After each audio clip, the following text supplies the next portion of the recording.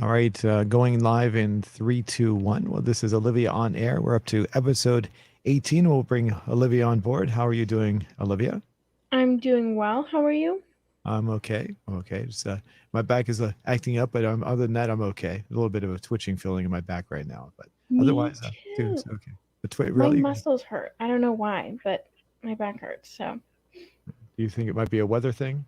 Mercury is in retrograde apparently, and so I don't know what kind of effects. I just know it has some bad effects going on. So, maybe it's back pain this time. Hmm. When you say Mercury, so what do you mean? Mercury in retro it's like a oh, how do I explain it? It's like a astrology thing. Oh, okay. Yeah. Yeah, I'm not familiar with that. Can you describe that? I'm curious now. You got me curious as what you're referring to. It's like you know how everyone has like a zodiac sign. Hmm. Do you know what yours is? Yeah, yeah. Scorpio.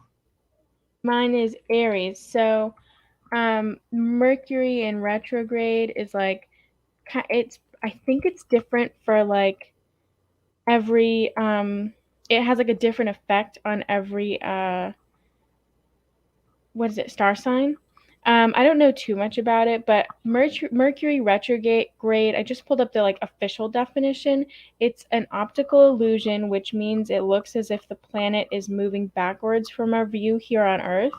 Um, and it says that astrologers believe that during this perceived backwards motion, technology and communication could get disrupted, putting a damper on anyone's summer mood.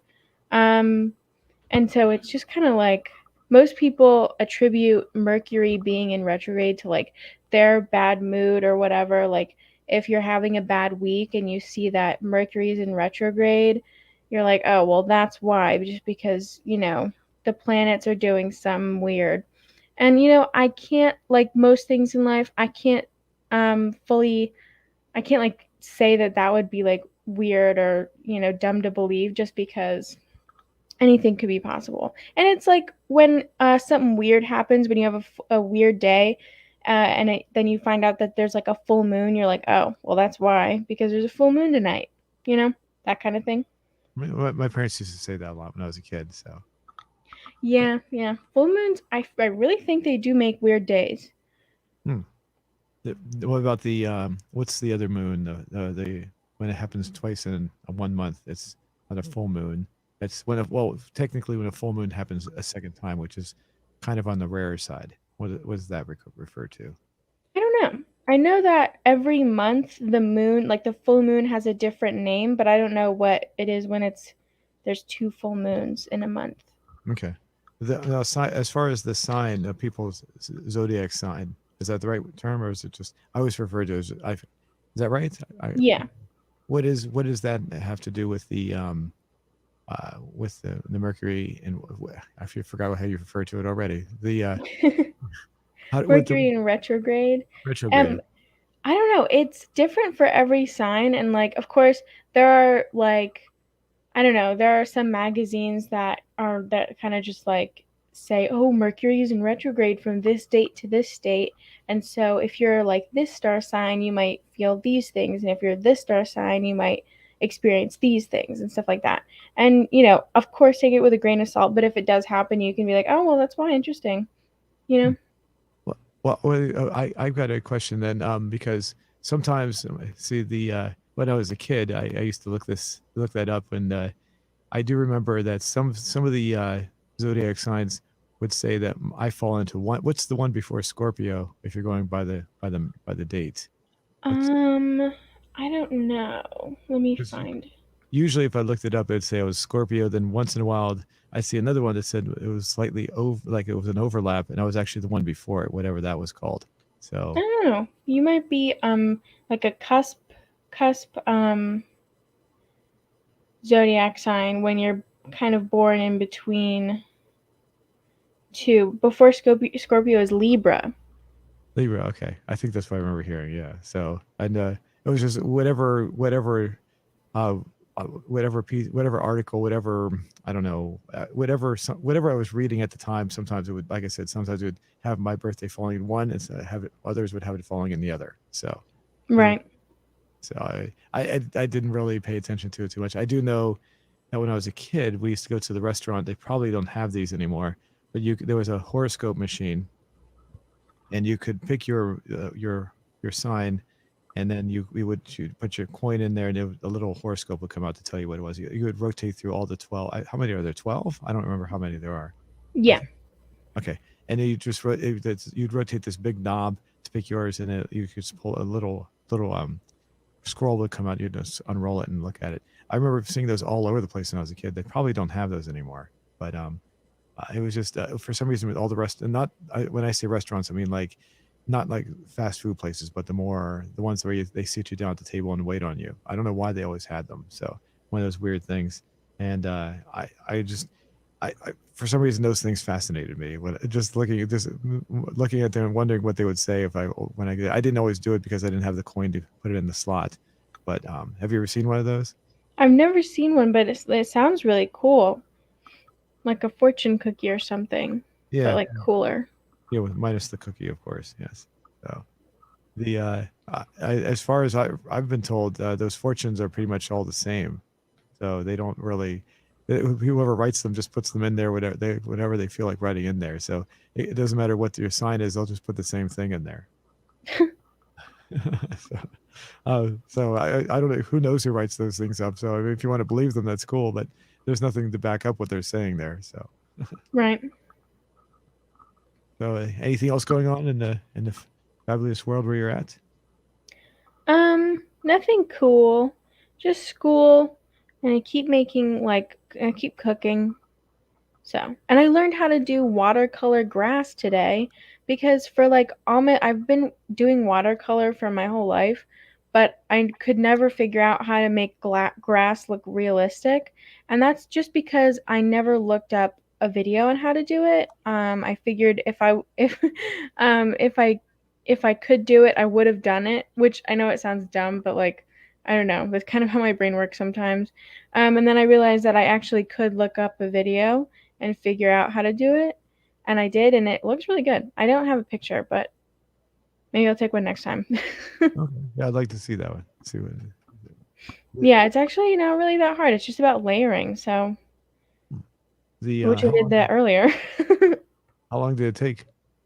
um, well, you have to wait for the watercolor to dry, like for the layers. And I mean, I could use a hair dryer to dry it, but no, I don't want to do that. It's kind of a lot of work. So it probably took maybe like 20, 30 minutes. Oh, okay. That's what you said. Watercolored grass, right? Am I got Yeah. that right?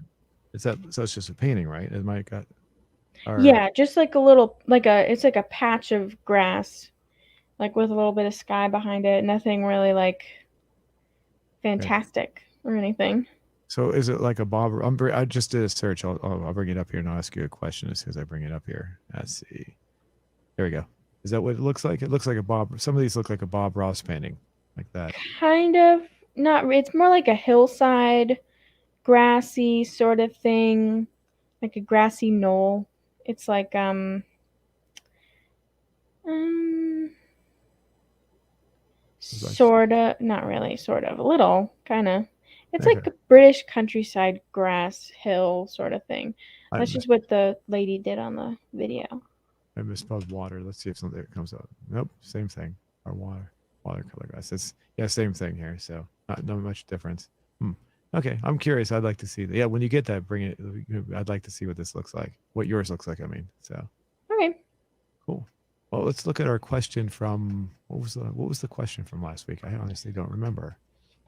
It was, do you like, I think it was something about luxury perfume. Yes, yeah, there it is. I got it now. Okay, this looks pretty good. Uh, 1,700 votes, which is yeah, pretty decent. 60% with I think that was what was at the head the last time too. Yeah. Like being stinky. Second, we got 16% with yes. Third, with I don't care at 13%, and finally no at 11%. Hmm. I would I honestly, I would probably say I would probably honestly fall into the category of I don't care. So, um, or just to a joke, I'd probably say I'd be stinky. I like being stinky, but um, yeah, I just don't. I I don't think I've ever tried any of luxury, any of that, any luxury cologne of any kind. I just buy the Old Spice, and that's about it. So, when my dad was when I was a kid, I get him a thing of Old Spice for like Christmas or something or his birthday. So so I think my dad and I would fall in that same category. I couldn't answer for anyone else. Uh, Maybe I don't know. My mother, my sister, I don't know. I can't honestly say. I think a lot of people chose I like being stinky because stinky is a funny word. But I think that uh I feel like a lot of people don't really care too much about like luxury perfume, which is fair because it's like why would I buy some liquid for, $100? It's kind of a lot. So how about you? Did we talk about you as I far as don't know. I do like luxury perfume. I did research for like 4 months before I bought my first one, just because I don't know. It's always been something that I really love. I really love glass art. And I think not all bottles for perfume, but some of them can be just so gorgeous and creative. And I also think that uh, I well, of course, everyone has like scent memories where like you kind of think of a smell and then you relate it to a time in your life. And I yes? I kind of wanted to like I don't know how this is gonna sound, but I kind of wanted to have like a scent to start having like a specific scent for like this time in my life, like my early 20s, that I could look back and smell it and like be like, oh, this reminds me of that time in my life. And then I can just keep going. So the one that I ended up getting was Burberry Her. It's a new fragrance. I think it's like floral and sort of berry, like strawberry scented with a little bit of like musk and stuff. And I also think it's really interesting how like perfumes can be so layered and like in the first 30 minutes that you spray it, it smells like one thing, and then as you wear it, it starts to smell like something else. I just think that's really interesting. That is interesting. And the thing though about the smell, I'm gonna jump back to when you said that. Wouldn't you have to wear that a lot though, or at least smell it a lot for that to trigger a memory for the age that you're in right now? Yeah, I wear it every day. I like it a Oh, okay. lot. Okay, I see. Yeah. My mom is a kind of like I bought her a nice perfume when I was in high school when I had like my first job for Christmas or something. And she's the kind of person who like she doesn't use it. She doesn't like using nice things because like she doesn't want them to be wasted or go away or whatever. But I'm the kind of person that's like, I bought it. I'm gonna use the heck out of it. I spent this much money on it. I'm gonna use it every day. What's I'm curious. What would be the purpose of getting it if you're not going to use it? Then I'm missing something there. Is it Well, some people are perfume collectors. Like they just love having a bunch and like they might use it sometimes, but I do think that, there are some people that buy things and like a new bike or something. I remember seeing an episode like of a kids show about this kind of thing where if you buy a new bike and you don't want it to get dirty and you never use it, it'll just rust away. That was kind of like the message of the kids show episode I saw. And I don't know, I feel like there are some people that kind of buy things and they just want to admire them or they just want to have them. okay? That makes more sense. I understand where you're going now. I didn't realize it would be like a collector thing. That makes perfect sense. It does make sense. I've seen that with other things as well. So Right. I thought maybe she was just didn't want to buy. She didn't want to use it for. And I was like, well, I couldn't think of any reason why. But if you give that is a valid reason. So I can understand that. So, does she have a Yeah. collection? Does she have a collection? No. She just, I mean, with nice things, she's like, "Oh, I don't want to use it. I don't want to like, you know, waste it or anything." And it's not wasting, but it's like I feel like some people, I don't know. I guess maybe I don't know why, but I guess that they're just I've met a few people like that who like buy something nice or get something nice and they're like, "Oh, well, I don't want to use it, you know? It's too nice. It's too nice, you know?" That is kind of fun. I mean, I guess I can partially relate in a way. I mean, I collect I collect cars, full size cars, and I imported a couple. I don't know if I've told you this or not, but 17 years ago, I imported a couple from Australia, and people kept on saying, "Are you going to drive them?" Because I know when people get they're rare, very rare cars, and they're actually collector's items. So people say, "You're going to drive them? Or you're just going to store them up and not drive them?" And I said, "Oh yeah, I'll drive them." But as time has gone on, they've become a little bit more valuable, more rare, and so now it's like I'm not sure if I should drive them anymore. So Right. Yeah, I hear that a lot. It's like the in Ferris Bueller's Day Off where his dad has nice cars and he never ever ever drives them unless it's like a very nice day and then he just cleans them all the time like right. that.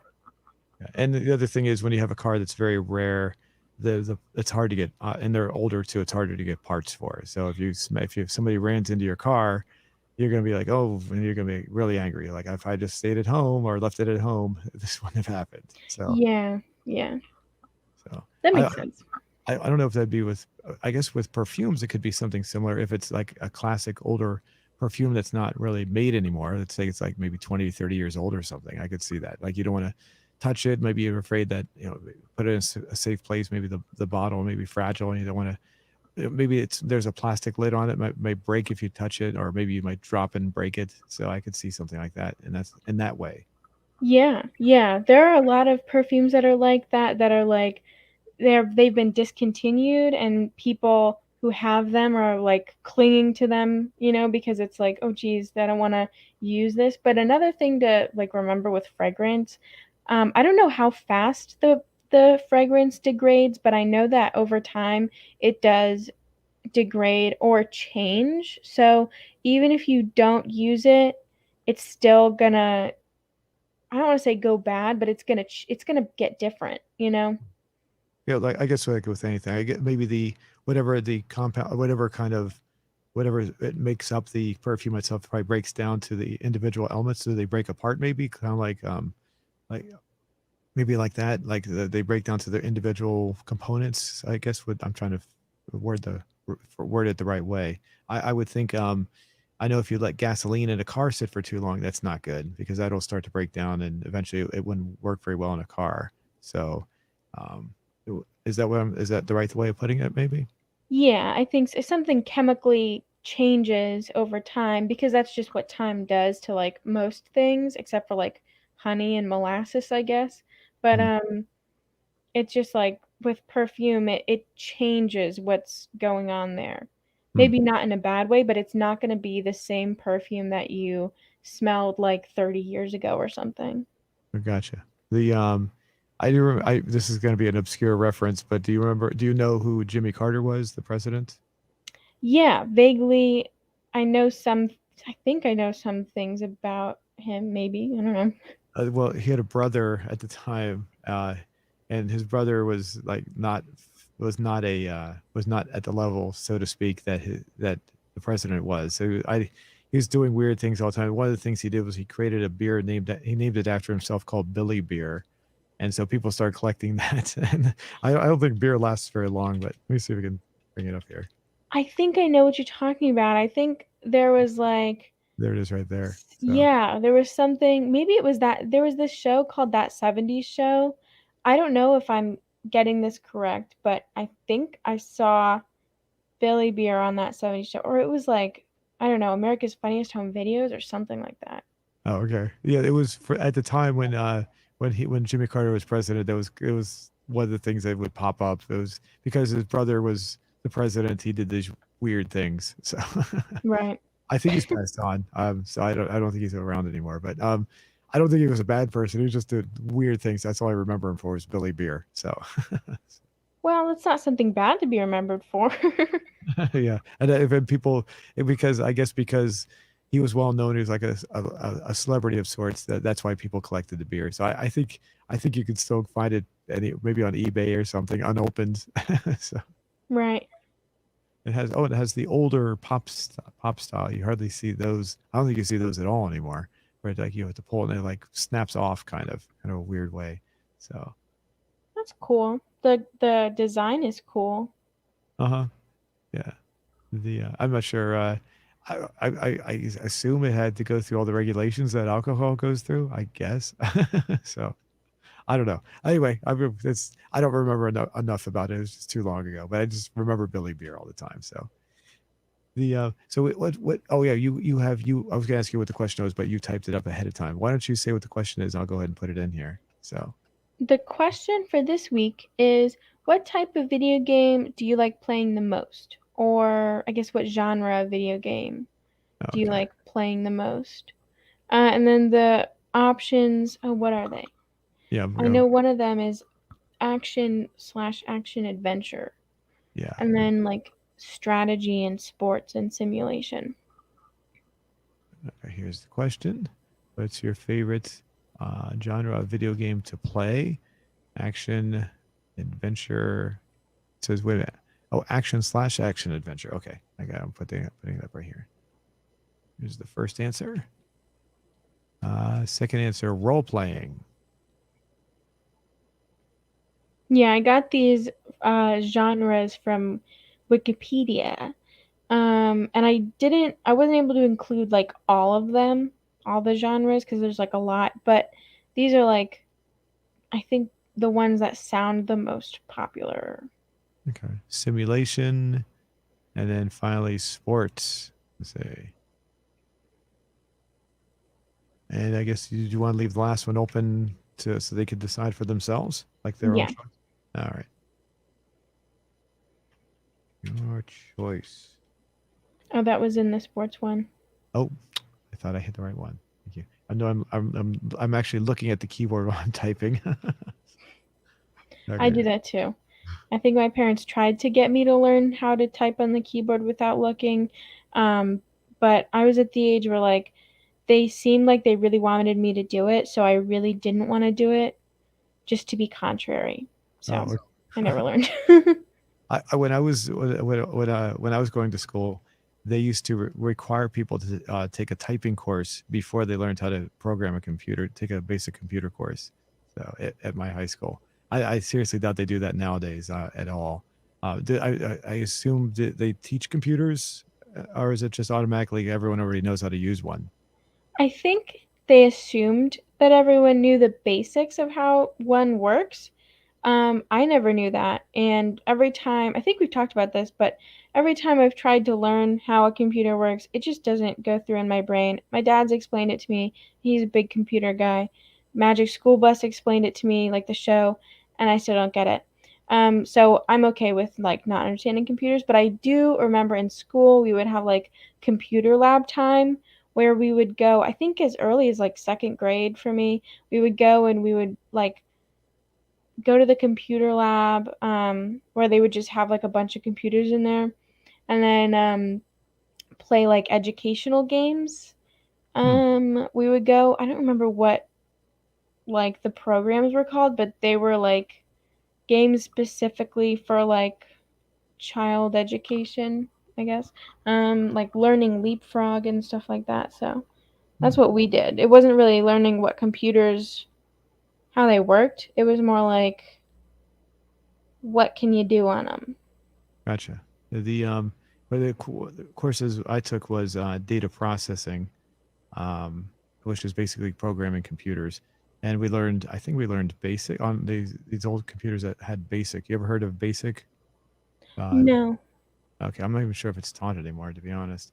It's a computer language that basically it uses it sounds I don't it became an acronym.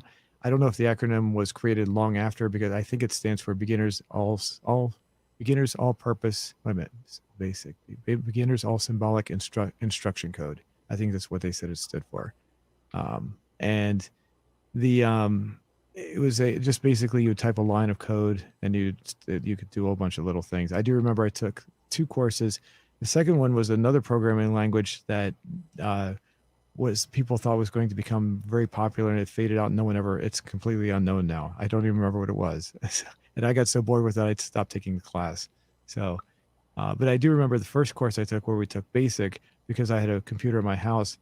And the teacher actually, I seem to know more about the computers than the teacher did sometimes. It was kind of funny. So, uh, I'm not trying to brag or anything, but I had a lot of, I would program a lot of things.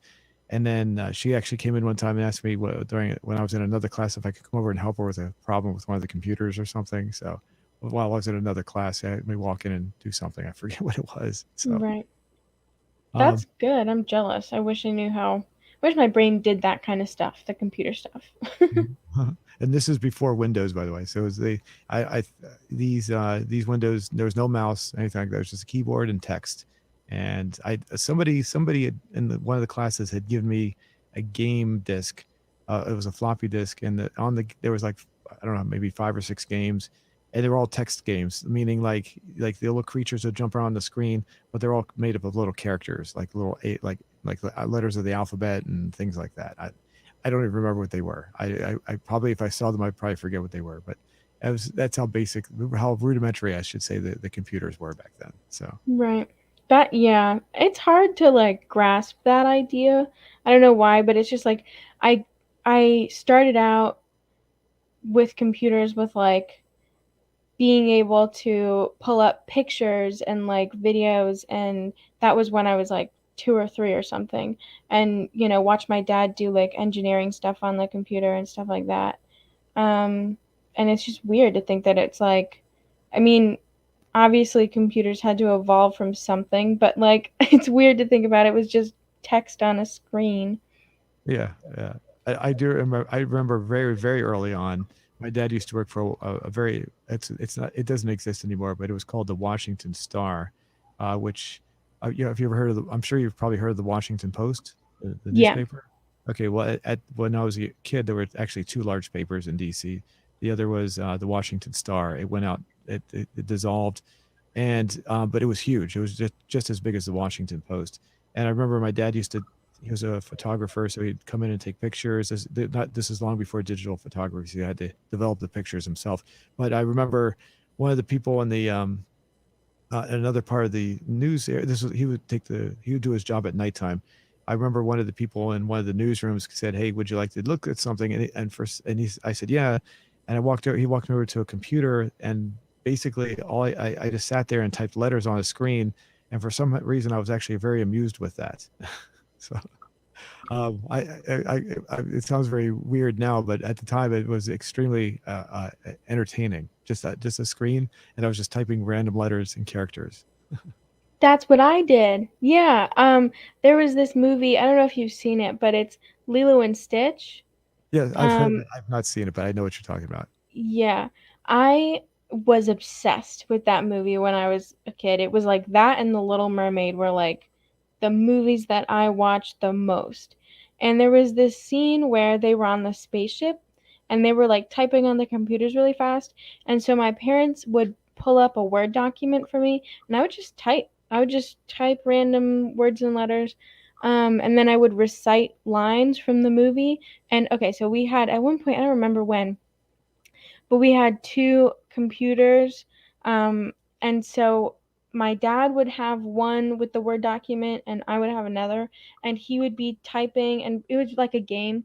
I never had a name for it or anything, but it was like he would be typing and I would be typing, and then we would be saying like lines from the movie and pretending like we were on a spaceship and like like finding locations and so, yeah. So that's, I think it's always been cool to just type because the keyboard sounds really cool. So. Oh yeah, yeah, but you had a mouse though at the very least, so that's Yeah.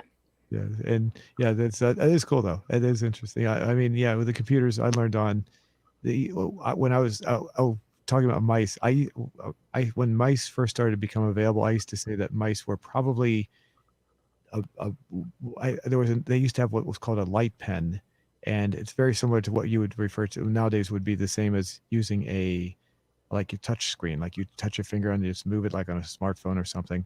But back then, touch screens may have been available, but not to the average person. So they would give you a light pen, which basically you would touch your pen to the screen, and you could do things with that. And so I used to say this would be better than using a mouse.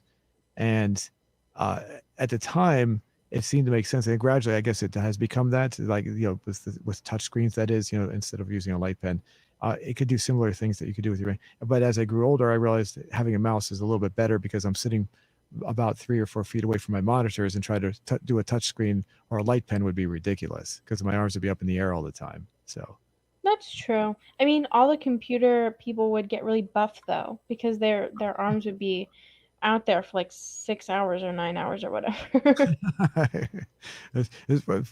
if you saw the computer, I have, let's see, one, two, three, four. I have 7 monitors that are on, 2 that are turned off, and the ones that are further away, I'd have to be standing up and reaching up really high to touch some of them. So I'd get Oh exercise. yeah. My Yeah, arms, but everyone would also be my jumping legs. around then. Yeah. Okay, I'm going to go ahead and post the question. Everything look good? Yep.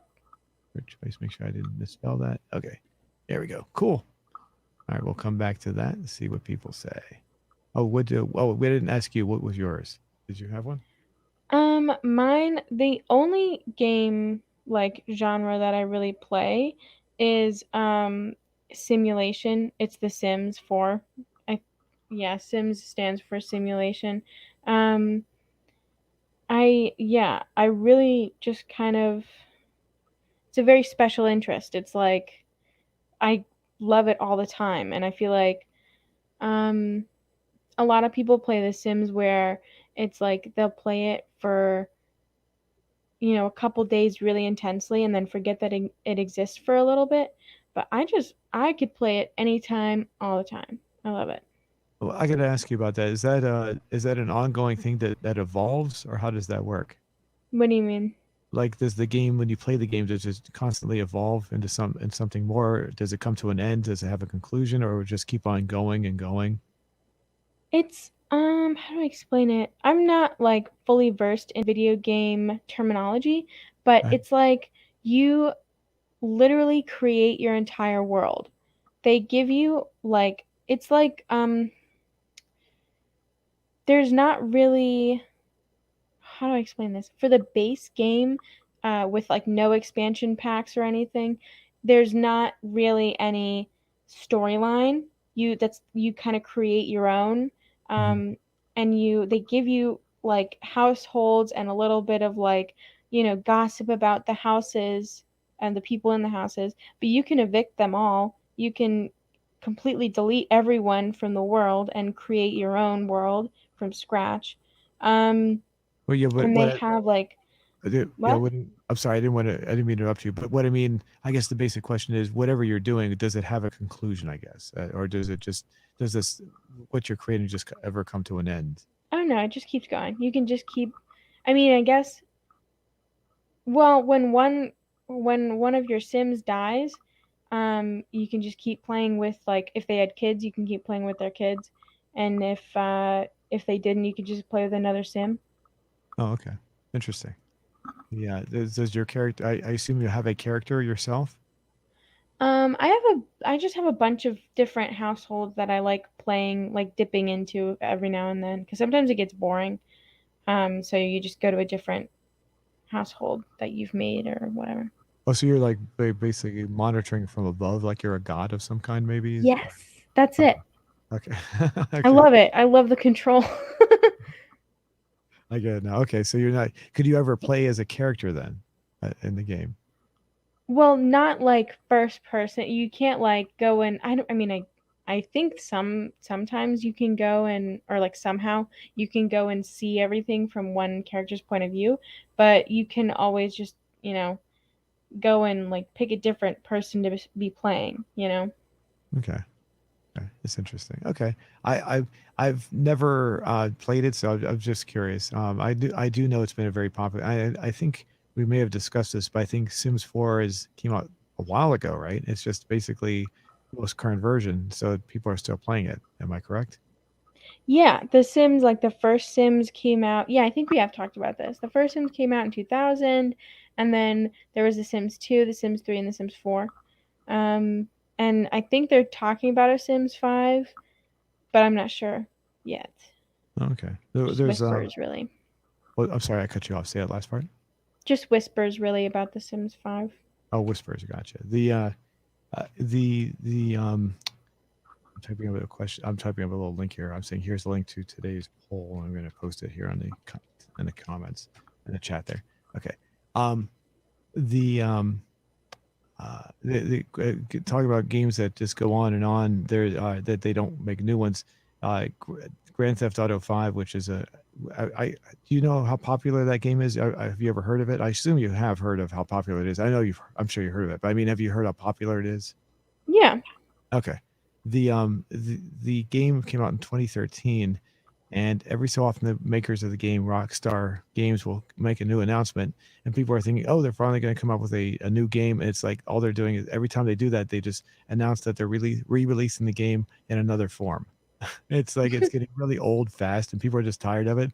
They're like, wait, they're like, oh, good, we got some news about something. Maybe a new game is coming out. It's like, nope, you can buy the game on a new platform, or you can buy a game with this or that, and it's like new graphics or enhanced in some way. It's like people are like, again, like how many times are you going to re-release the same game? It's been let's see, it's been 8 years now, and they're just constantly re-releasing the same game over and over again and saying it has a slightly new improved aspect or something.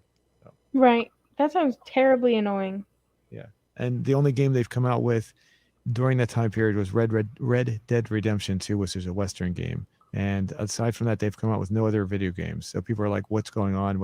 Why, the problem with it is they have what's called microtransactions, and the company just makes a ton of money, a lot of money, just by those, basically nickel and diming people for little things they can buy online. It's just really pathetic. So. Right. So they don't need financially they don't need to make another Yep. like a GTA 6. Yeah, exactly. They could actually, because so many people just spend money on that, they could just live off of that, and that's what they've been doing. And Right. they canceled some of the other like the expansion parts of the game. They were going to have like what's called downloadable content, so you could expand the game, and they canceled all that just so they could focus on the microtransactions. So that's how much money they're making on that. That's terrible. Yeah, a lot of the game companies are doing that, so it's not just them. It's really really frustrating. Yeah.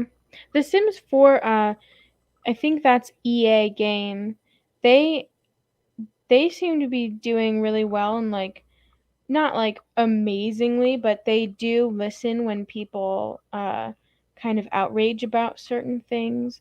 Like people were saying that I think that recently a new update came out where they were like there's new swatches of all the home building stuff because for the longest time there would be I don't know, it sounds like enough, but it's really not when you're in the game and making the homes and stuff like that. There would be four swatches for curtain for a certain kind of curtain and they were all ugly. And then maybe three or four or five for a table. And maybe the table didn't even have matching chairs and stuff like that. And so they went in and they kind of fixed all that. They recently put in a bunch of different swatches for different items in the home, and they also gave us um, nail polish and toenail polish and stuff like that, which is great because for a long time there is custom content CC that you can download, and you can get different nail polishes and different clothes and stuff like that. But it's harder for your computer to run with custom content downloaded. So Do they charge you extra for it? no. Oh, that's okay. Well, that's good. That's Yeah, good. it was really nice. It was you just have to update the game and then it's updated. So, Do you play it on PC? yeah. Okay, so do they force you to get updates, or is it your choice? They it's a forced thing.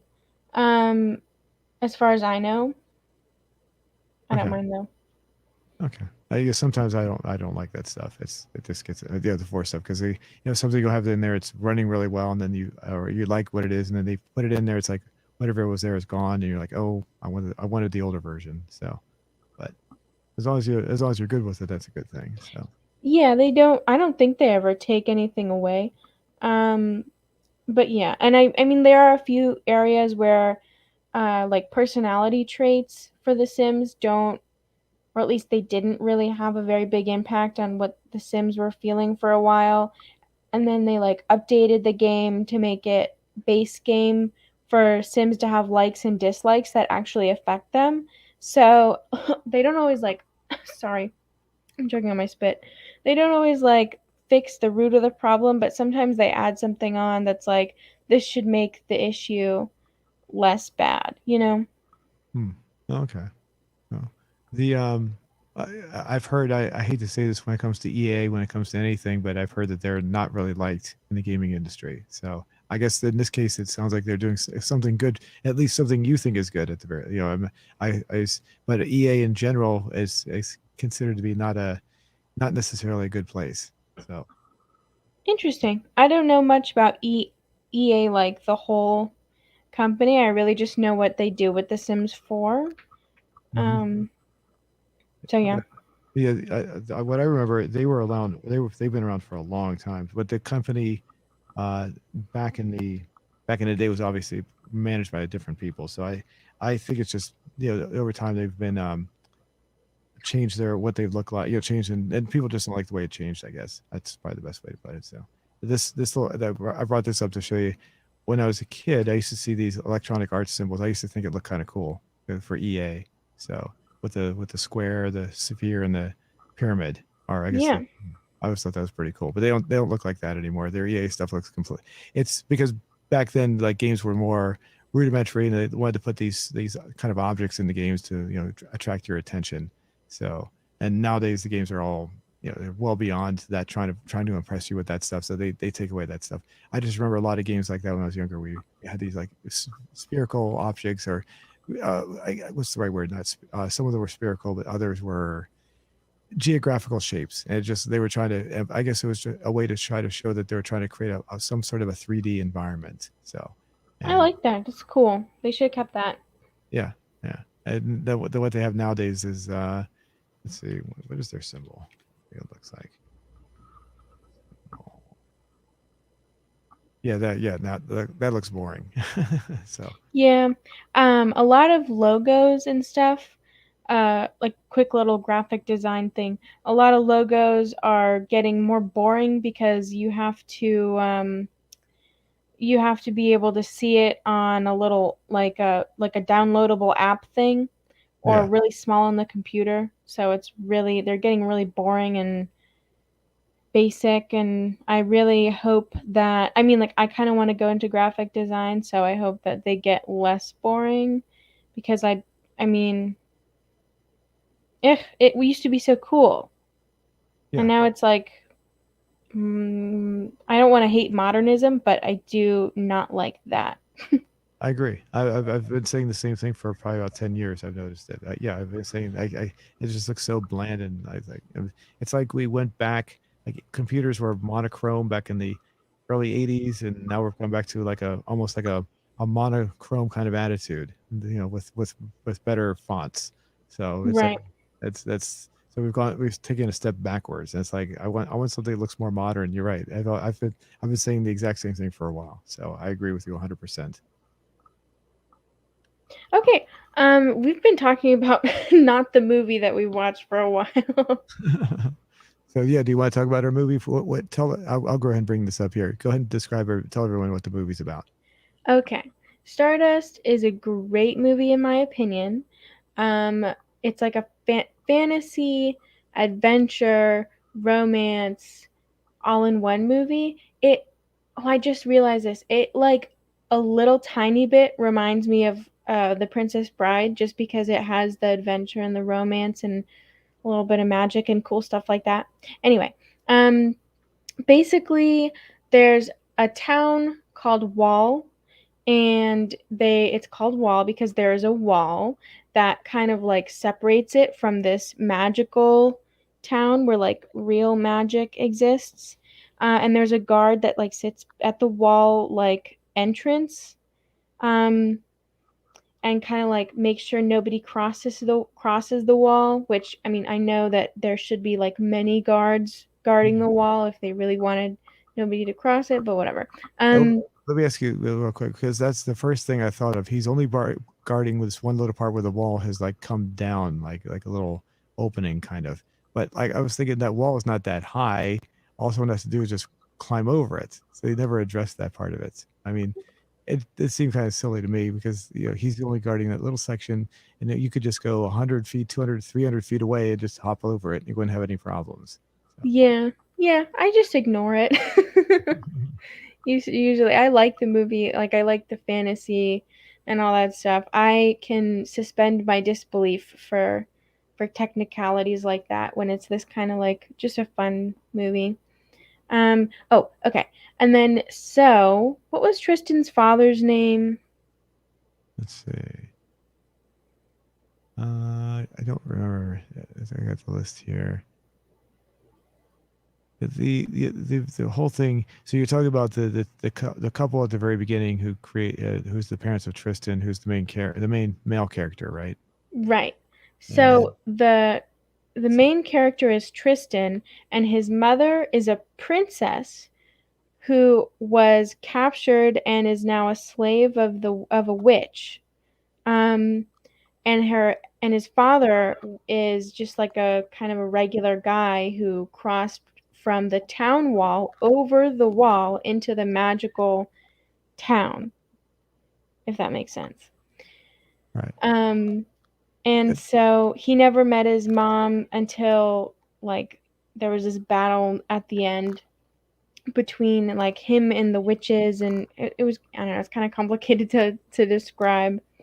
Yeah, good. Describe, yeah, because there were a couple like factions, I guess you could say. There was like the faction of the brothers who wanted to become the next king of of Stormhold, that's what it is. Sorry. Stormhold. What's that? What was that part? The magical town where they want to become king. Oh, okay, okay, and that was what the wall was surrounding, right? Is that Yeah. right? Okay, that little myth. Okay, and there's the faction of brothers who want to become the next king. There's the three. Were they witches? They're witches, yes. Okay, and they want, and basically the main plot of the story was there's a guy who's infatuated or maybe in love with another woman who doesn't really care about him, and so he's trying to do everything he can to impress her. So he said he's going to catch a star and bring it back, and then the current king of, I guess, of that town, is that right? He Yeah, of dies. Stormhold, yeah. Okay, he dies, and he tosses the amulet, what the stone that's on a necklace into the sky. It's like a ruby that turned clear until the next king touches it. Right, and at that point it turns red, and then that lets you know who the next king is, right? Yeah, you there? Yeah. Okay, yeah, yeah. Okay, and then there can only be one king, and then the brothers have to die in order, or the brothers in the story have to die because all the other brothers have to be dead before that can take place, which is kind of strange. Um, but Well, you can I explain that. think I think the father is encouraging the brothers to kill each other for the place of king because that's what he did with his brothers. I don't think it's a requirement. I think it's like whoever is um the what is it? The in the bloodline of the Stormhold king or what, I don't know. It's, I don't know. I didn't think that it was required to eliminate the others Oh, unless okay. I missed that part. Okay, I thought it was. Okay, I didn't realize because it seemed to be some sort of mystical s- of source, or I don't know. That was just basically an act of nature that was control or regulating whoever died, and that would control what was going to happen, who would become the next king. It was like regulating to see who died next, and once all the brothers died, once all the conditions have been met, then that would dictate that the brothers could either move on to whatever they're going to the next level of life, afterlife, or if they were going to stay around and wait till the other ones died so they could live together in this as ghosts, right? I I don't know. I think they had to stick around until someone got the amulet thing. I think if there was a brother who lived, and Tristan got the amulet and it turned red, the ones who had died would have been able to float up to whatever, yeah, whatever the next level was. Um, and then the other brother would just be like a prince or whatever. Okay, and then it turns out Tristan was his bloodline was he was the last heir to the throne, I guess through his mother, I assume, Yeah, because it would have she been was through his, the she was oh, what was her name? It was Una. That means one in, I think, Spanish. Una. Yeah. Um, she was the only sister in the Stormhold like family, and she was captured, and she was like chained to that witch with the magical chain. hmm. Okay, and so those were her brothers then that all killed them. So is that what it was? Yeah. Okay, okay, that would make sense. Because at first when they said that, I was like, oh, wait a minute, his father's still alive, and then I realized it must have been through the mother's side of the family. So I know what I mean by that is if they said he was the last one in the line, but then the father, if it was through his father's bloodline, then the father would still be alive. So that would negate what they said. But I when the mother came forward, I realized that's what they meant. So Yeah, a lot of like there were some things, it's kind of like complicated, and there were some things that I didn't understand until like the second or third time, but I really don't mind that kind of thing. what was the? Do you have an example of those? I'm just kind of curious. Like I don't think I understood. Oh, let me think. I've seen it like probably like 5 or 6 times now, so I don't really remember what I didn't understand. Um, oh, I didn't really understand how oh, what was his name? The lightning pirate guy. I didn't really understand how that worked. Like how I think I just wasn't looking or something. I didn't really understand how he had like what he was doing, what he was trying to deceive until like the second time I watched it, and I was like, "Oh, okay, he's trying to keep up a reputation and whatever." I knew he explained it, but I just wasn't really like getting it. Then I watched it a second time and it made more sense. So you're talking about Robert De Niro, correct? His Yeah. character. Okay. So what was because so he was trying to put on this illusion that he was like some tough guy, but in reality he was not a tough guy. He was more feminine, more in touch with his feminine side, I guess you could put it. Uh, they and then he didn't want people to know that, and he was more the people. It turns out his crew knew that all along. But what was he? Yeah, what was the whole purpose then? I missed that too, I guess. Um, the purpose of what? For him, I mean, what was going on there? I mean, what was going on with his character? I mean, who was? I mean, he just appears out of nowhere, and he's trying to say. I mean, he just wants to help them for no. Was there a reason given why he wanted to help them? Well, I think okay, this is what I think. They used the Babylon candle to escape that witch, and then he was like, just think of home, and so she thought of her home, he thought of his home. They met somewhere in between, and then there were his ship of lightning like catchers that were flying in the sky, and they were arguing in the clouds, and then they were caught by the net of his lightning boat net thing. And I what I assumed is like every time something like that happens, his crew kind of assumes that he's gonna like throw them off, or I don't know, kill him some other kind of way, or like that's kind of what it was alluding to. And he wants to keep up this reputation of being fearsome without having to spill a drop of blood, like you said in the movie. um and then I think what he was just trying to like keep up the appearance of being mean by like, if oh they're like stowaways or whatever, um or people we caught in the net or whatever, and we're gonna throw them off the side of the boat. The girl survived because she's pretty, and he was like implying that he was gonna have his way with her. um and then he used the dummy to throw Tristan off the boat and kind of like trick them into thinking that he threw them off the boat. I don't know. Right. Yeah, that was kind of weird. That part was weird because he never gave any indication prior to that, and then oh anyway, go ahead. It just seemed kind of weird that gave the illusion he threw off the boat, but he wasn't giving a reason as to why. Did he? Oh, to keep up his reputation. Oh, okay, got it now. Okay, Yeah. he needs to kill someone every now and then, but not actually kill him. Okay. Okay. Yeah, and then they go to the town. He sells the lightning to Ricky Gervais, and then they go back on the boat, and Tristan is has been turned into his nephew. I think he like disguised him as his nephew, and I guess he thinks that his crew's not gonna know. Yeah. Um, Like you can't see the face is still the same. Yeah. right.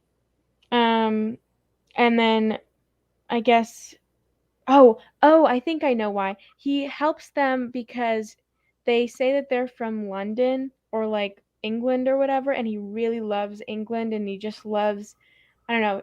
There was that scene where he was like, "Tell me about my beloved England," and he was just talking about how much he loved it. So I think that made him more partial to like helping them. And then I think as time went on, he realized that she was a star, Right. and so I guess since he spends so much time in the sky, he kind of knows he has a connection to it or something like that. So he like lets her know like, oh, there are people that would hurt you, you know. And he's Right. obviously not a harmful character. He tries to keep up the impression that he is, but he's not. And so he wouldn't obviously hurt her. So Gotcha. Okay. The and so basically, getting back to the main plot of the story, then she comes down. The star comes down. Turns out it's a woman. It's a person, and so all these different factions. The brothers are trying to find her. The witches are trying to find her, and it culminates to was there any other factions? It's just the two of them, right? yeah. Just, Well, the brothers weren't trying to find her. They were trying to find the necklace she was wearing. oh, She put okay, it on because it knocked her out of the sky. okay. She put it on because it knocked her out of the sky. Oh, okay, I see. When it was tossed into the sky by the king, the father, that's when she grabbed it and put it on. Wait, how did that go? Well, it hit her, and then she fell like a shooting star. She fell out of the sky, and then she kind of like found it near her or something, and she just put it on because she's a star. She doesn't really know what else she's supposed to do with it, and she just keeps it throughout the. There's not really like a reason that she keeps it throughout the movie, but she does, and so the brothers are trying to like figure out where this necklace is going, and then the witches are hunting her because um, she would give them immortal life if they ate her heart or whatever. Hmm. Um, or like a really long life or something like that. And then Septimus figures out that she's a star, and then he wants her not only for the necklace but also for the immortal life. So, Okay. No, I will say the love story was a little too fast as usual in a movie, so you can overlook that part. But uh, when I saw, but it seemed pretty obvious to me, and I'm not trying to say I saw everything coming, but it did seem pretty obvious that once he met her, it was going to be those two that fell in love and not the woman that he was trying to impress at the very beginning. So, and of course they did. They fell in love, but it didn't really feel like did anything to make them love each other. In fact, he didn't do anything that she just all of a sudden said she loved him, and you're like, oh, really? And it's like I didn't really see a build up to that. Was there something I missed there? no, I think you're right. I think that it was just like they are spending time together, and it's like sort of they were trying to do an enemies to lovers thing where it's just like they kind of hate each other at first and bother each other and all that stuff. But as they spend more time together, they like each other more, maybe. And he's just kind of dumb because it takes him a little longer to figure out the Victoria, like, trying to get someone to like you or love you um, with, like physical things like objects and stuff like that doesn't really work. Um, I guess, yeah, I feel like it was weak in the love story area, but I see where they were trying to go with it, and it was sweet, so I don't mind. Oh yeah, that's fine. Yeah, I do think it was fun. It's I've seen love stories that are done better at in some ways, and this was not bad at all. It's just better in the sense I mean that I don't mean this was bad. I just mean better in the sense that you feel like the two characters really had a connection more than this one did. That's all. It just, but they did, it was obvious that by the end that they were both in love with each other. So, Yeah, I agree. and at the very end, of course, there's a big, I gotta say before I go any further, this is a very original story. I don't think I've seen anything else like this story. Is there anything? I mean, you did bring up the Princess Bride, of course, but this is a little. How would you equate this to the Princess Bride? Well, I just thought it was like I agree with you. I think that's one of the reasons why I really love this movie because it's very original. I don't think I've seen something like it either. I think it's kind of like The Princess Bride, just in the genre, just in like the way that it kind of makes you feel, like the fantasy, romance, adventure, that mixture, or like Ella Enchanted is kind of like fantasy, romance, adventure, where it's just like I don't know, it's the genre is just kind of it can be very very fun. um but that's kind of the only reason. It's just like there's not really any other connections I can make. It's just Just the the genre genre. of it. Yeah. Yeah. Okay. Okay. So yeah. So basically, you and I are saying the same thing. That there's nothing really like it otherwise. As far as like the story, it feels very original. Basically, what I'm saying, and I think you're saying the same thing. So Yeah, and that's very I think it's really nice to see that in the modern time because so many movies and shows are I think we've talked about this just remakes, reboots, whatever. who's this again? I'm sorry, the guy that was talking right there. Here we go. He Ricky Gervais played I don't remember what his name was, but I know that he was like a trader or like a I don't know what they're called, but he has like a little shop and he buys things from people to sell them, at a higher price. One of those kind of people, like he buys wholesale and then sells, you know. Do you know what I'm saying? Just Yeah. like a I don't know, businessman or something. Yeah, and I will say that one of the witches in the movie, he eventually, I was bringing up his I guess his biography. What do you call it? His resume, I guess. Whatever you want to call it, all the movies he's been in. But the one of the witches takes his voice away eventually, and then he gets killed. I thought his death was kind of unfair. Oh yeah, but it's Septimus, and I feel like Septimus was the kind of I mean, obviously he was the kind of guy that did not really value life that much. So Okay, it just seemed like it's like he didn't do anything wrong. Why did he kill him? It's like, I I, think he was just because Septimus had killed the guy that was doing the runes for him. He was reading his runes, and he killed him because he killed him I guess for a good reason, for like a prince or like a future king or whatever. He killed him because he was working for his brother. right. Well, Um, that at least had a yeah, the other one he just said he thought he was mocking him, and I thought, oh come yeah, on. I just like I felt sorry. Yeah, I felt kind of sorry for the guy, but um, it's but yeah, the as far as I mean, there was a lot of death in this, but they tried to make. I guess they're trying to make it more humorous in some ways because but I don't know, not all of them. I mean, this character right here on the right. She was like a sub witch or something. I don't know what you would refer to as. yeah. Um, I think she was like a lesser witch of some kind. Like because the like the head witch or whatever called her Ditchwater Sal or Ditwater Sal or something, where it sounded like a very like a negative name to call someone. And it seems like, and she was very scared of the redhead one was very scared of the blonde witch because she had like really mega powers or whatever. I don't know. Yeah, they don't really elaborate very much on the backgrounds of the witches or anything. It's just implied that what is her name? Is that Claudia Schiffer? It's implied that Claudia Schiffer is like the most powerful witch lady Ah, there. okay. When they chose who was going to go after them, didn't they just pick her randomly to go?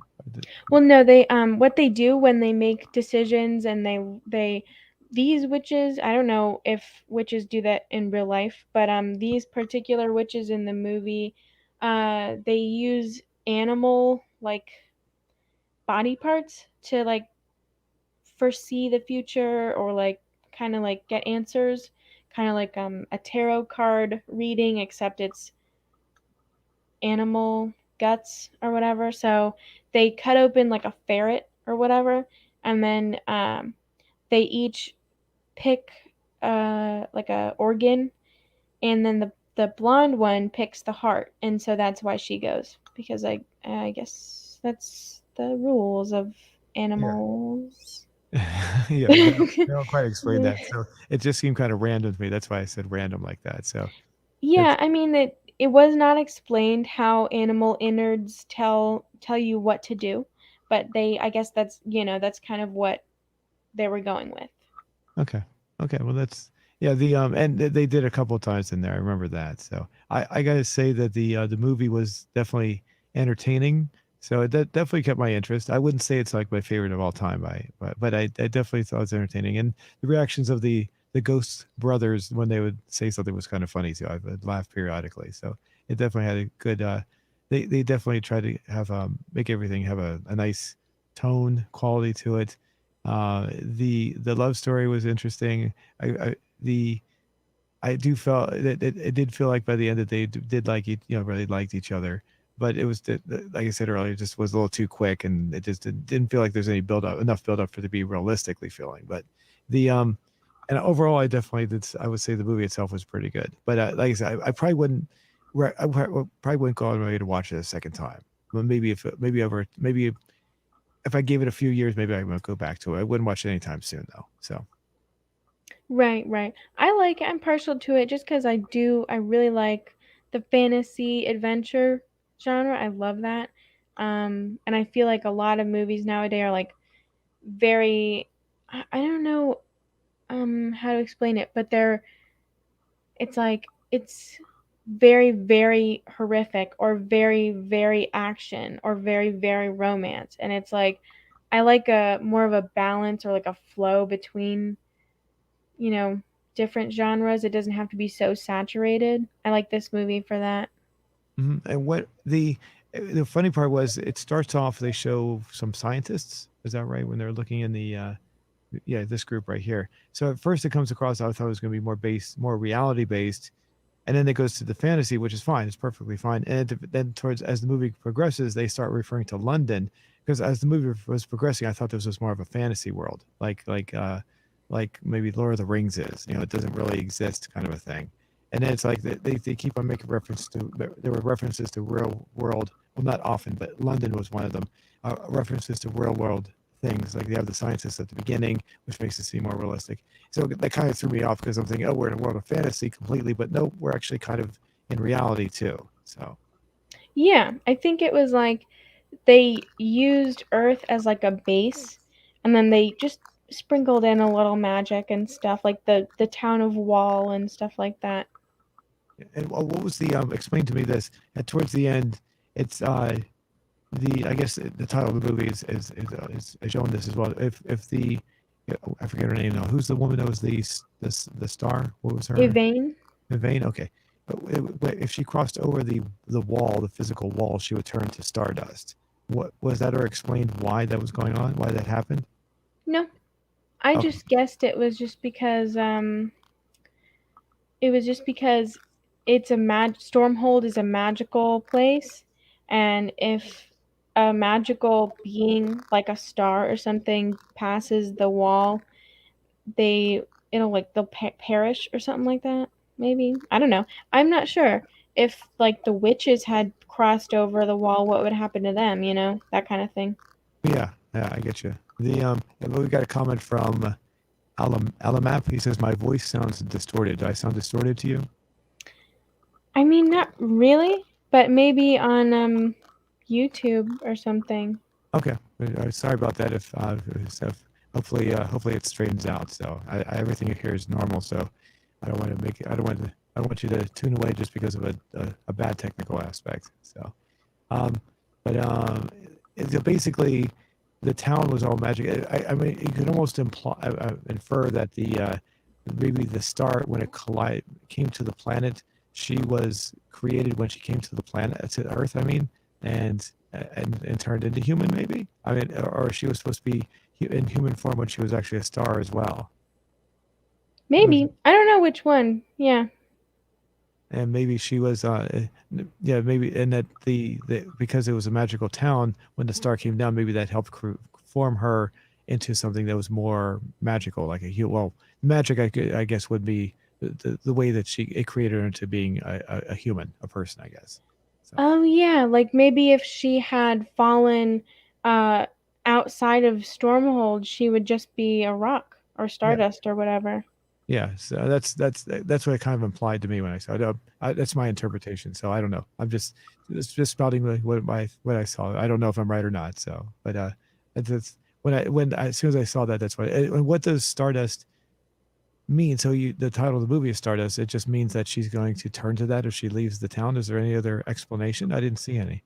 I don't think so. I think it was, I mean, I never really thought about it. I think it was just one of those things where I don't know. I don't know why this story was called Stardust.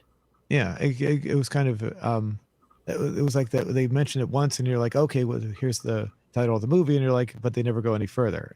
So I'm like, I was just curious as to why the title was so significant at that point. It could have been called something else, and because it really didn't. It was just mentioned once, and you're like, that's it, and it's like, but it's not a big deal. I just thought maybe the title it would have seemed to have more sense if they named it something else. I guess I can't think of anything, but Stardust just seemed to be kind of a weak one. So. Right. I mean, it was like a really big moment in the movie where he was like, "Oh my gosh, wait a minute." Um Oh, like yeah. he had to like go and rush back and make sure she didn't cross the wall. She was about to, and then all the witches came and Septimus came later. So it was like a convening moment where all the characters kind of came together, or it was like the catalyst for all of them being in the same area, all like the main characters being in the same area. So Okay. maybe that was why. Right. And could anyone, and I think you said something about the witches. You were wondering if they couldn't leave either. And Right. is anyone else, was it, how about the brothers? They have, they weren't really magical though, were they? So I can't think of it. I guess no one else would be implied. There wouldn't be any other kind of implications of anyone else going over, right? I can't think of anyone else. Or is Right. I don't know. Okay, just curious. And then of course at the very end, they become the king and queen. Oh, that was the open narration. That was Patrick Stewart, right? Was he the one Yeah. narrating? Yeah, because he Yeah. sounds so. I didn't want to bring that up. Bring that. Gandalf. He was. No, he didn't play Gandalf. He didn't? Oh, No, who was it then? that was I know I know you're talking about it. No, that was not. That was someone else. Oh, I thought it was him. No, in fact, I'm wrong. It's not Patrick Stewart. It's Ian McKellen. Oh yeah, then it was Gandalf. Okay, you're right there. Okay, yeah, yeah, okay, there you go. So, yeah, it really sounded like Patrick Stewart's voice. So, but yeah, and it sounded like Patrick Stewart, but much older. Like he was like just being really like he couldn't even. And that makes more sense because this movie came out and Patrick Stewart was old, but not that old yet. So, Right.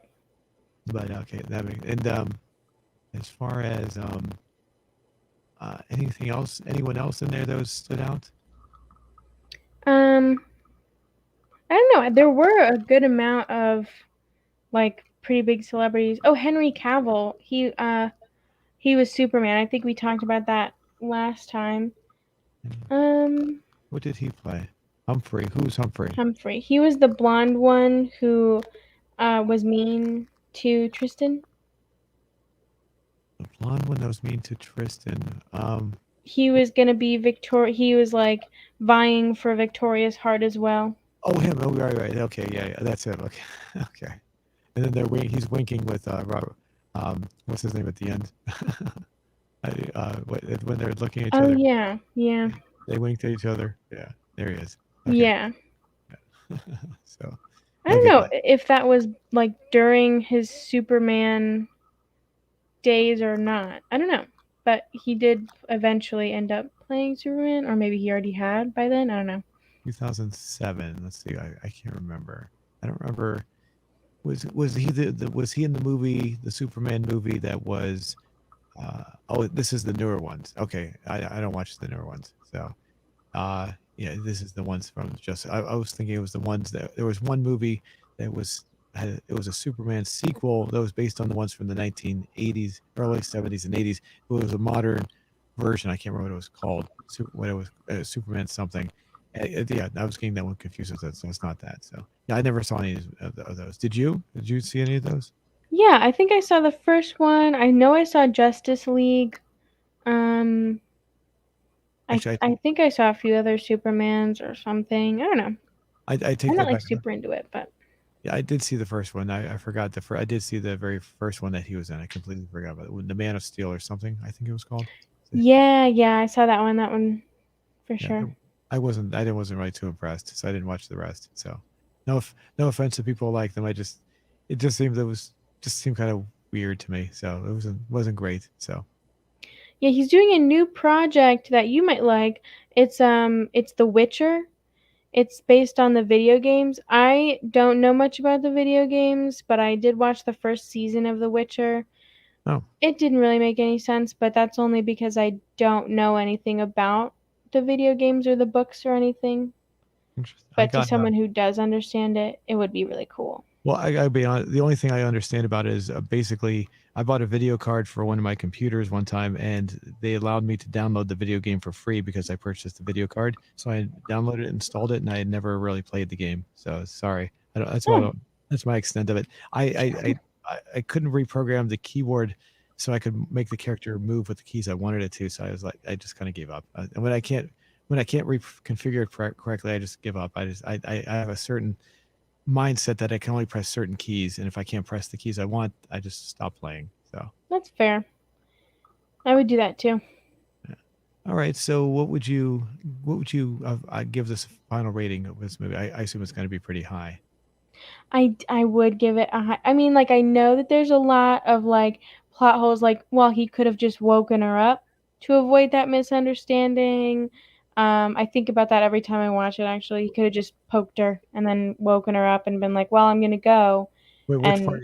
Which scene? I'm sorry. Which scene? What are you the talking about? scene where right before she tries to cross the wall and he leaves the like hotel thing to Right. go and give Victoria the piece of her hair. Right. Well, Which he leaves and he tells the front desk guy, um, he tries to give him a message that he's going to like tell Victoria that he doesn't care about her anymore and all that stuff.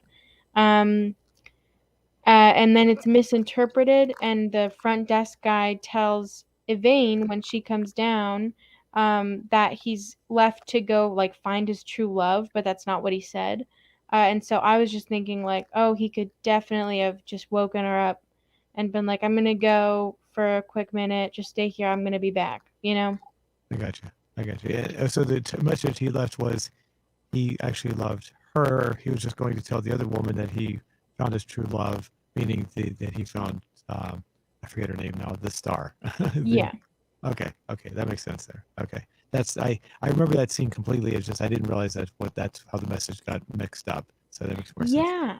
Yeah, that's another thing that I didn't quite get until like the second or third time.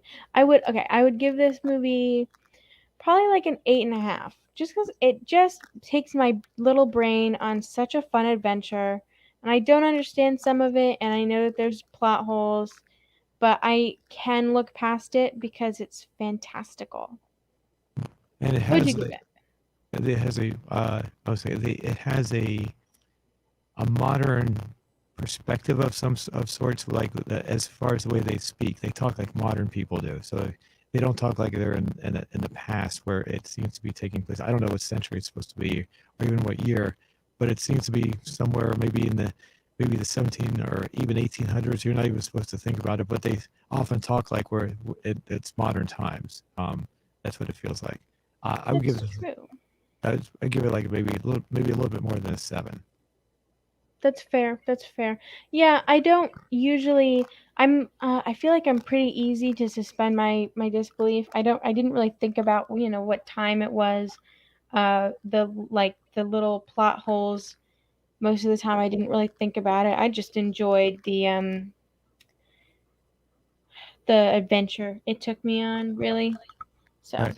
Well, I didn't think about the time either. The only reason I even thought brought it up was because watching the beginning of the movie, they're showing the scientists with the where the telescope was located, and that made me think, what year is this? And then when they mentioned London again, it made me think, what year is this? Otherwise, I wouldn't have thought about it at all. I was so absorbed into the story, I didn't really care, like you're saying. But those two elements, when they were introduced, I'm like, oh, what year is this? I'm like, they're mentioning London. I'm like, it brings it back into a more reality based kind of idea. And so that just made me, I didn't want to know. It just made me ask that question. You know what I'm saying? right, that makes sense. So, but yeah, if they could have just left those out, I guess. What was the point of having them at the beginning again? I'm sorry, the scientists. What was that about?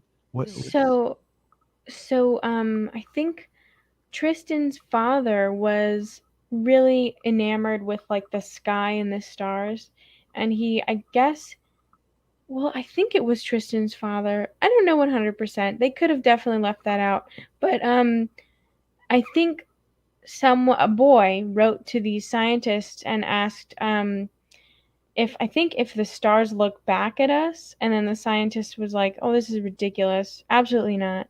But they do, you know. okay. That I missed that part. Yeah, if I watched it a second time, then I'd probably catch that. So I guess that's probably a scene that makes more sense if you watch it a second time, maybe. Yeah, yeah. I didn't really get it at first either. But by the end of the movie, honestly, I kind of forget about that scene. So it makes me think you could definitely just leave it out, skip it or something. Yeah, they could, unless there was like maybe a deleted scene where they follow up or something, that would make more sense. But you're right, there was no real need to have that in there. It just it's kind of pointless. And the mentioning of London also, there was no real reason to mention that, was there? Um, I don't think so. Just, I think they mentioned England, and so they started talking about London.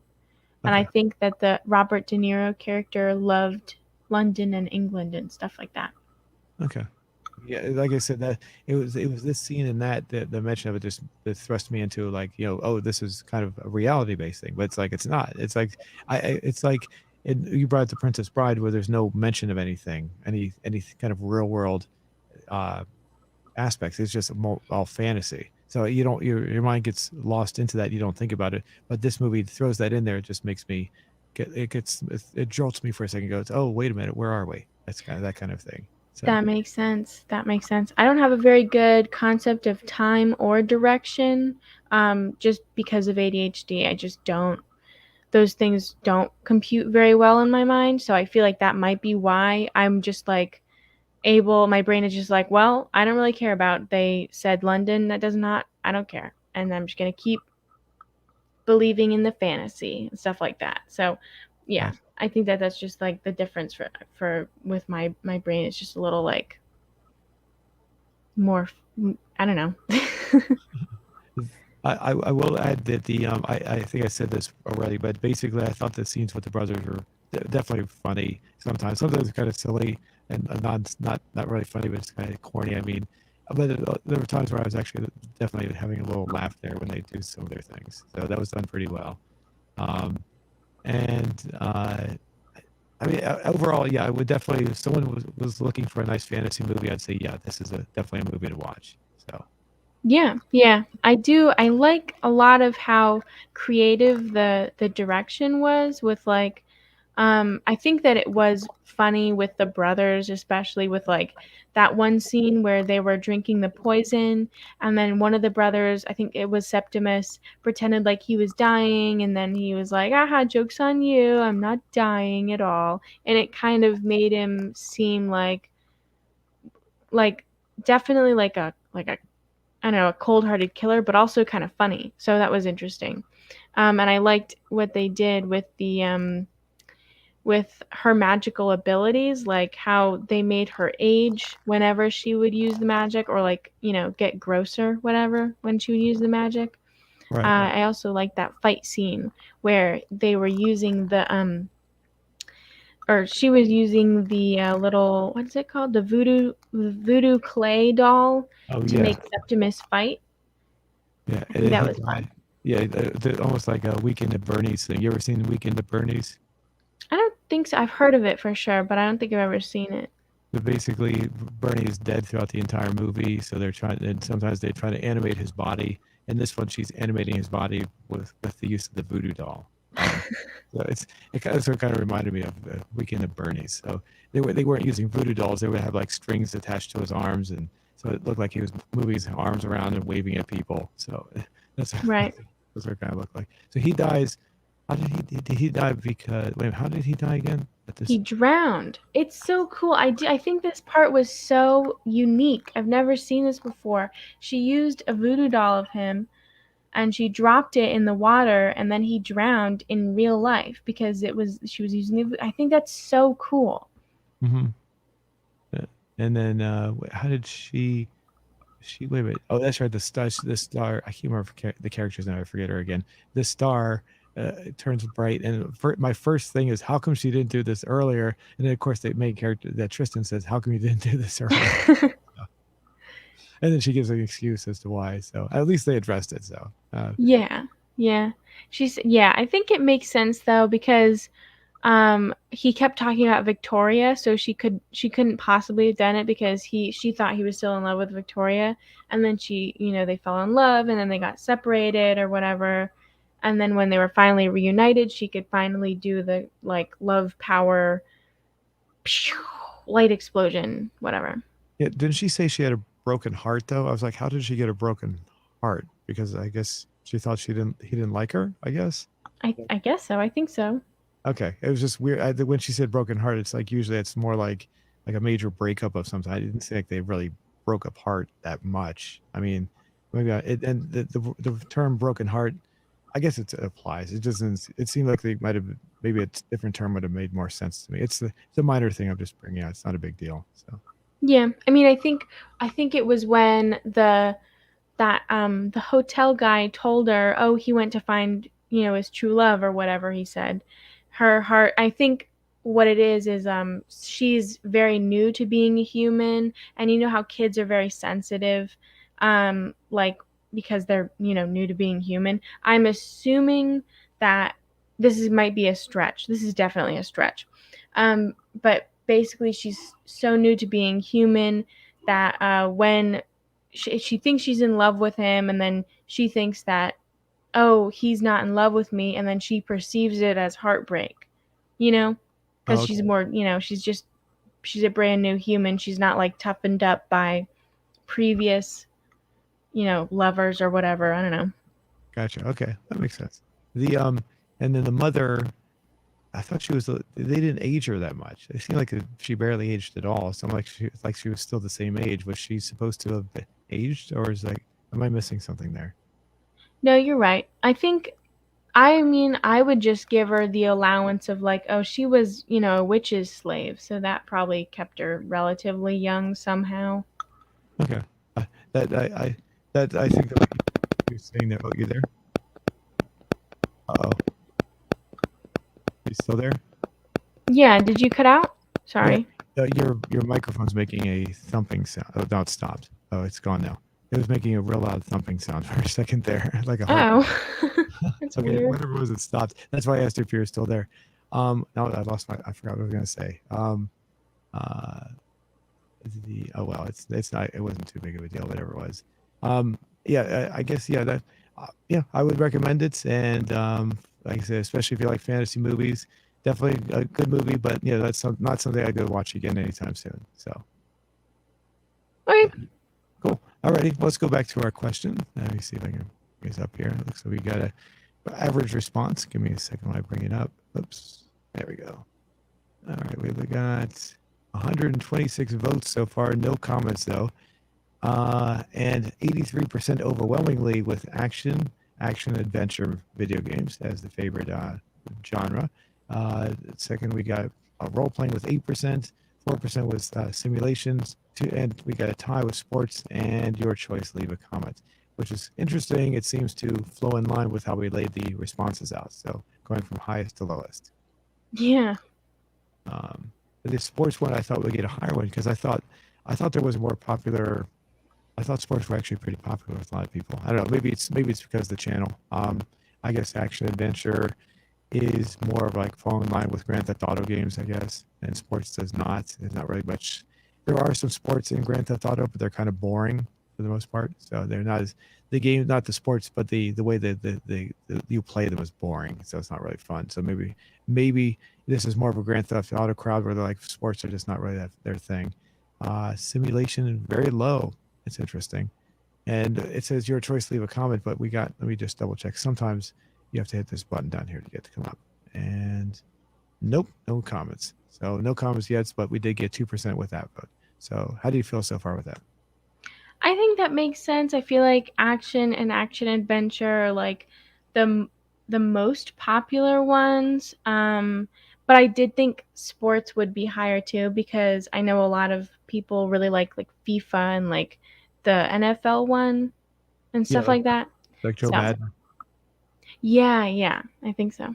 Yeah, Joe Madden. The interesting thing, I'm not a huge football fan, but I used to watch the Redskins years ago, just when I haven't done it in a while. But the interesting thing about Joe Madden is his game came out long ago, the the people who developed the game did not put the correct number of players on the field, and he said outright, "I will not have a video game with my name on it unless they put the correct number of players on it." So they went back and reprogrammed it, and since then, there's been the correct number of players on the game every time because he will not have the name associated with it. So.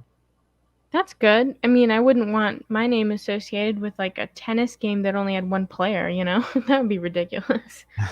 Well, yeah, but the thing was at the time, like, this was back when games were very, very less realistic. And we're talking about very basic, like block characters. We're not talking like sophisticated graphics like today. So it was kind of, it was back when you accepted the fact that things weren't really real at all. None of the extreme realism that games have nowadays. We're talking like I think in the 80s, that's how far back we're going, like almost like our arcade style game. That's that kind of, and you would think it wouldn't really matter, but he was really adamant about it. Nowadays it would make sense, very much so, because you have the sophistication. The games are really they have the tech, yeah, everything's there. But back then it was just kind of interesting to have him say that because the games were not that they weren't that well programmed yet. So it was to have him say that and they actually went back and did it was actually quite amazing. So. Oh, that makes a lot more sense why it was like notable. Yeah. Yeah, I should have added that at the beginning. Yeah, so I don't remember what year it was, but it was definitely back when games were nowhere. It's the very rudimentary stuff that we're nowadays that would be. And I could look it up sometime. Actually, no, we'll do it next time. We don't have to track it out. We can talk about it some other time. But okay. Anything else you'd like to say before I wrap everything up? Thank you for taking the poll and thank you for listening. I hope you have a fantastical rest of your day. Sounds good. Same here, and we'll see you next time.